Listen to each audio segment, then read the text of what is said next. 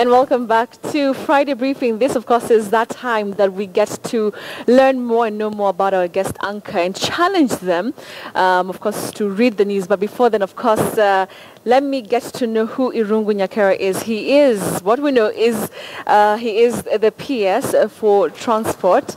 And, of course, he is the youngest PS that Kenya has actually ever had, just at 34, and possibly one of also the youngest in Africa. Thank you so much for joining us. Thank you.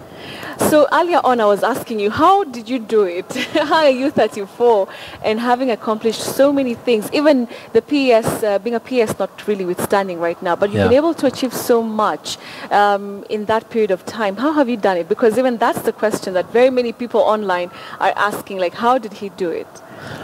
I think the one is probably we were challenging myself from my young age. I remember I was in Starehe, and from there we had our model, our father there, Griffin, who kept telling us to keep challenging ourselves and not see anything as a limiting factor. So really from there we grew more, growing both my academic as well as the social side. Right. And with that, different opportunities came. I knew some of them were taking risks when we were taking those opportunities. And I kept doing it and working hard. And as you say, luck. The people who work hard get lucky. Get lucky. Yeah. All right. So we'll be talking about how you got lucky and everything. But I think it's more of success, working hard at it. But I want to take you back before you were in Starehe, a little boy. I mean, what kind of dreams then did you have that would push you to really want to work hard? Because the people who go to great schools, but at the end of the day, you don't really get to achieve what you wanted. I think for me I grew up with my two sisters and my grandparents mostly, and from that I think I always wanted to be a doctor. Oh, a doctor. A doctor. Okay. Because that's what every parent wants for their child. Exactly. We're being told that doctor, an engineer, a lawyer. I know. Yeah, so with that. Never a journalist. It wasn't at that time. At that time, yeah. But. So with that, started focusing on the sciences, on the math, and but at the same time, also had a lot of interacted more with the others. So social skills. Was a leader that time as well. I grew up the same. When I got to high school, still did the same. So I think it was just self-motivation, knowing that I need to. I wasn't in a situation that I could afford not to succeed. Okay. So I think that was really the motivating factor. So you needed to succeed. I had to. Yeah. I mean, what is it about? Because obviously you interact with many young people, young Kenyans, and obviously young Kenyans have the drive. But what is it that you see in them that reminds you of who you used to be and that drive that you used to have? I think there's a lot of them have the hunger to succeed. Hunger to succeed. It's just that sometimes it's misdirected, and also there's a lot of hurry to kind of jump to get your first million before you even have a bank account. Yes. So I feel I think the hunger to succeed needs to be planned, where you actually know, like for us, being a doctor, planning to be a doctor, actually I had been admitted here in Nairobi. Okay. But is where you knew for the next 7-10 years you'll actually be fairly broke. All right. But then you still go for it. So you're not impatient in achieving, looking forward to achieving whatever you want to achieve. But I think having that focus and being very steadfast in realization of the same. All right. Yeah. Interesting that you say that. So let's fast forward to now, the responsibilities that you were able to take on, and they were really serious responsibilities, especially in very big institutions. First of all, what age was this? Because like here, Equity Investment Bank, you are the managing director at that time, spearheading Equity Group's entry into investment banking. What age were you then? Because if you're 34, if we take you back, that means you're about 27, 28 there. When I started, I became the general manager for NIC Capital. I was 27. Wow. 27. And I don't even know how to tell you how much you've challenged me right there.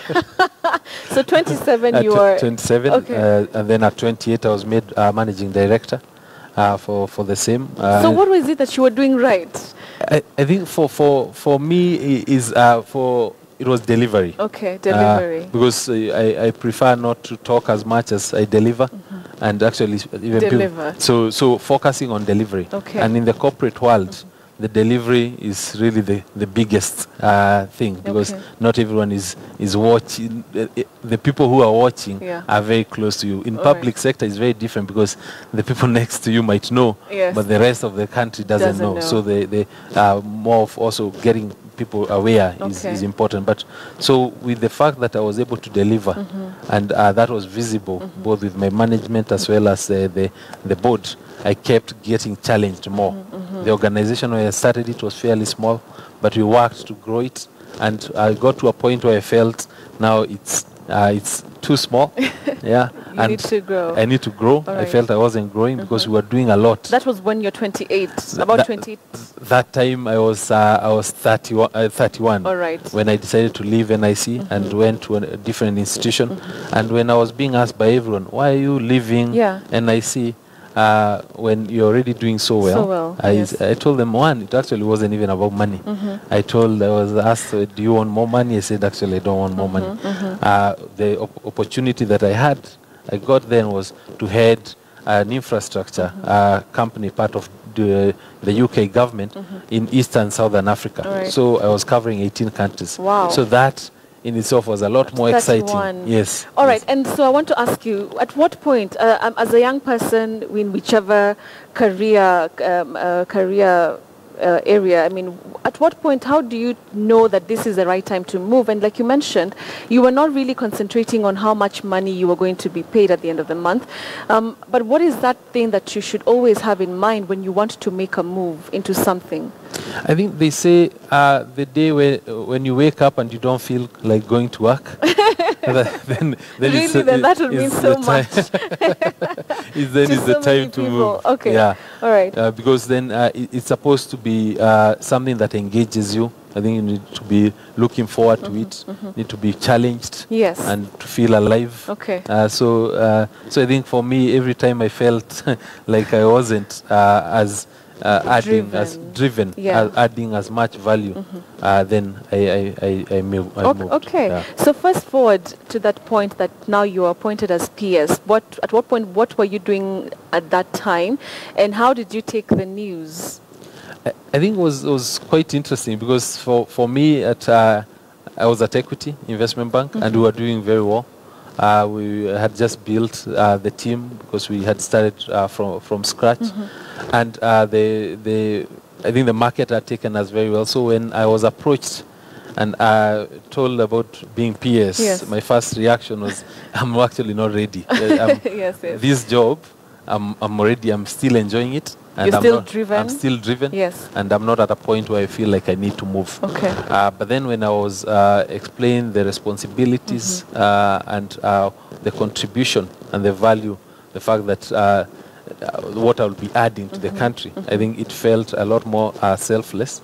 And I always knew I would be in public sector at some point. So I just felt it's come early, but then I was ready for that challenge. Okay. Yeah. How did your family take it? Were they excited, like, whoa, okay, so this is a big job? I think, like in most public service jobs, my family felt there was no security. So, because they said elections are in 2 years, at that point, they were already doing well with what I was doing. I had just started Equity about a year and a half, so it felt like I was just moving too quickly. Okay. So I had to convince them, because I didn't want to bulldoze. I had to tell them what I think, why we should compromise on that, and eventually, when they agreed, then went for it. Okay, and I want to add on something there, because you've mentioned something like, taking a risk, and that is something that very many young people do not want to do. Sometimes they become very comfortable in jobs that they've been there for like 10 years, 6 years. I mean, talk to us about that. How do you ensure that you're taking the right risk? And, should young people be afraid of taking risks when it comes to their career trajectory? Yeah.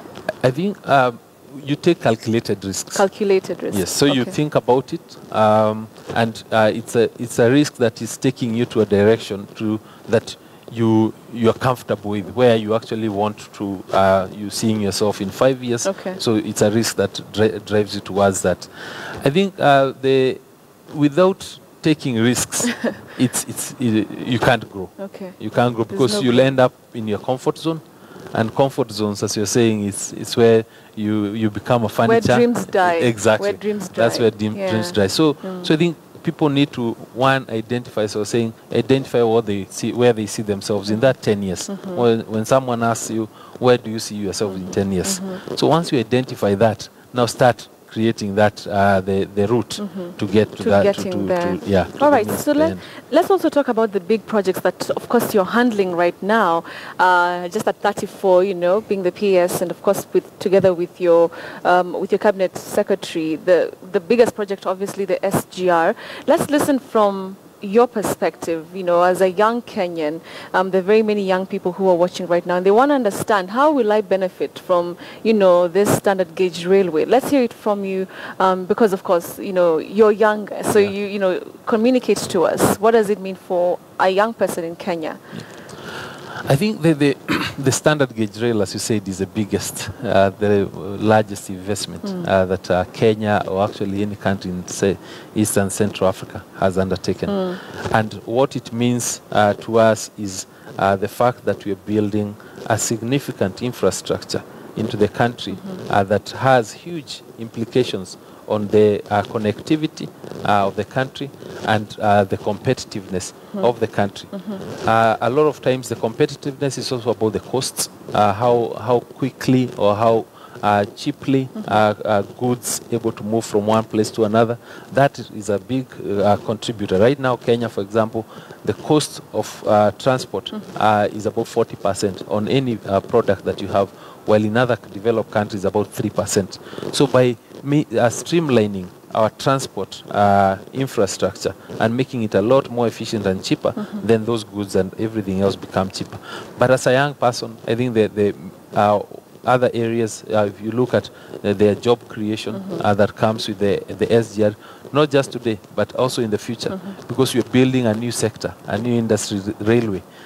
We are investing significantly in the Railway Training Institute, because we know that within another year, we'll now start hiring a lot more railway engineers and technicians than we had before.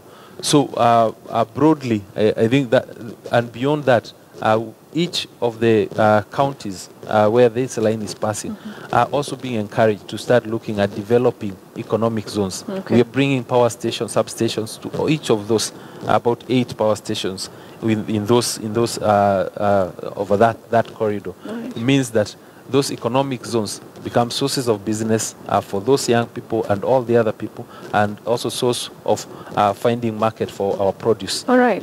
Okay, interesting. Fine. So you talked to us about that big project that you're handling, at the State Department of Transport. For now, I want to see if you can handle just reading news to Kenyans. Oh, yeah, sure. Are you excited? Do you think you'll do it? Yes. You'll be able to do it? All right, come with me then. Yeah. All right, so you're handling the SGR project, billions of shillings. Let's see if you can just, do something for us. Here's our guest anchor. Right, there you go. Have a seat. This is how this is what you call, being a news anchor, delivering the news, all right? So there you go. It's very easy. Yes. I was telling you earlier, you'll call me to your office and challenge me to do something, and after I challenge you here. Yes. So there you go. So you have that auto cue there. So introduce yourself and take it away and enjoy it. All right? Okay. Okay. Yeah. Go. So, Irungu Nyakera, your anchor, guest anchor for tonight, and the news piece that I'm supposed to cover the conservationists in the